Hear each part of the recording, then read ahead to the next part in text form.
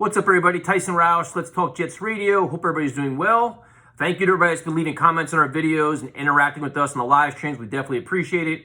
Hopefully, we can see some of you guys down in Carolina at our tailgate or also at MetLife at some of the home games. We'll have some tailgates arranged there as well. Big day of news for the Jets. And I guess I'll start with Bless Austin. And right now, the New York Jets, Joe Douglas and Robert Saleh are trying to identify their guys and their best fits for the system. And if they didn't draft you, the cards could be stacked against you if you don't perform the way they like. So Bless Austin, who had he was a feel-good story, but he had an up and down year last year, good in tackling, had struggled in coverage, and most of them considered a starting corner. He was released today, which caught everybody by surprise, leaving the Jets with Bryce Hall, Javelin Guidry, Michael Carter, a bunch of guys. But that was, a big surprise. You have Isaiah Dunn, you have Brandon Eccles. So it's going to be interesting to see if the Jets go out and try to get another corner. There's guys out there, but Bless Austin, I'm sure, sent shockwaves all throughout the locker room. And when they pressed, Joe Douglas and Saleh about that, they're like, listen, we're not here for short-term fixes. We're not here for Band-Aids.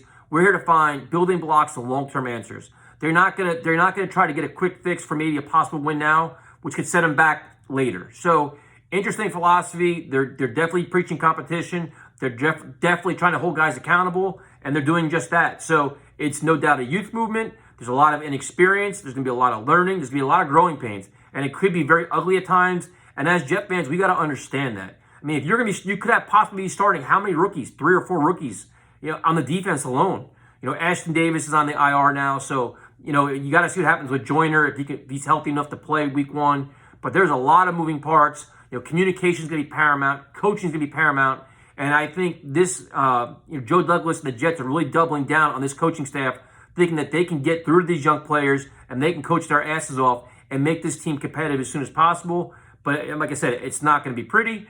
The backup quarterback position, which I was kind of annoyed that Josh Johnson was cut. He's on the practice squad now, so at least you have that veteran guy there. So in case something does happen with Zach Wilson, God forbid, you can slide him up if you don't feel comfortable with Mike White, which I don't.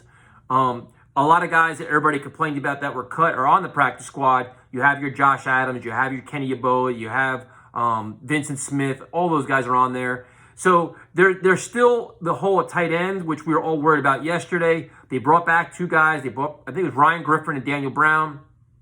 They both serve a purpose. We were worried about having a good blocking tight end. Ryan Griffin actually flashed the year before last, and then once he got hurt, he was a shell of himself. Maybe he could return to some kind of, pass threat, pass receiving threat as a tight end. I'm not really sure. I would still go out and get somebody. There's still a couple tight ends out there. Obviously Zach Ertz is now off the table as he is apparently happier than hell in Philadelphia.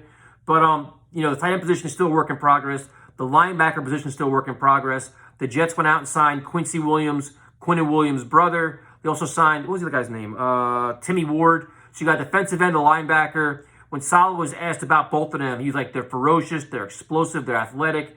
And right now, they're talking, the Jets, their philosophy on defense is get athletes and say, just attack. Don't think as much. You're going to have your role, worry about your role, and get after the quarterback and stop the run.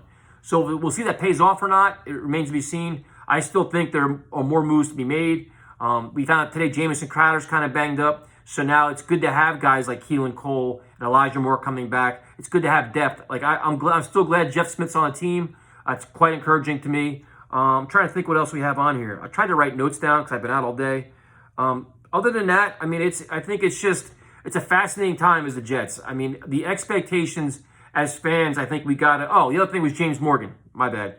James Morgan was picked up by the Carolina Panthers, which obviously they pick him up. They want to pick his brain about the Jets' game plan. What they see, what kind of offense do they run? What do they see on defense? It's the same shit Belichick used to do and all these teams used to do. I wouldn't be surprised if he's cut shortly after the Jets game is over, but that's football and that's just the way it works. Other than that, the expectations for this team, which we touched on earlier, we just as fans, got to understand this is a very young team.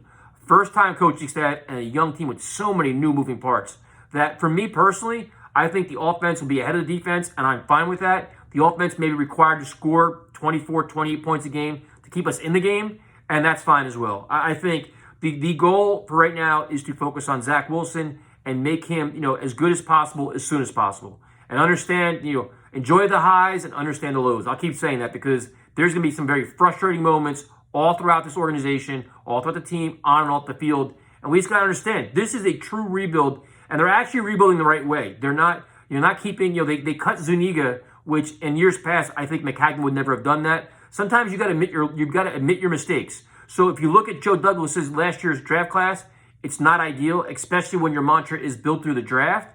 But I give him credit for, say, listen, we watched him practice. We watched him in preseason, and he's been hurt. If you're not playing well and you're hurt, you're not going to make the team. So if he's on the practice squad, great, but he really didn't show all that much. Cut your losses. Right now, you have to, if you want to change your culture, you have these guys earn the reps, and it doesn't matter about contract. It doesn't matter about your status on the team. The best guys play. The best guys make the team, and the other guys are out. So we'll see what happens. Like I said, I think there'll be more moves to be made. I probably repeated myself like 4 times, but we'll see. We'll be back. We'll be back Monday and Tuesday next week with a lot of preview stuff. And if anything else breaks, any more news comes out, we'll do videos. If any major trades happen or occur, we will do a live stream. Talk to you later.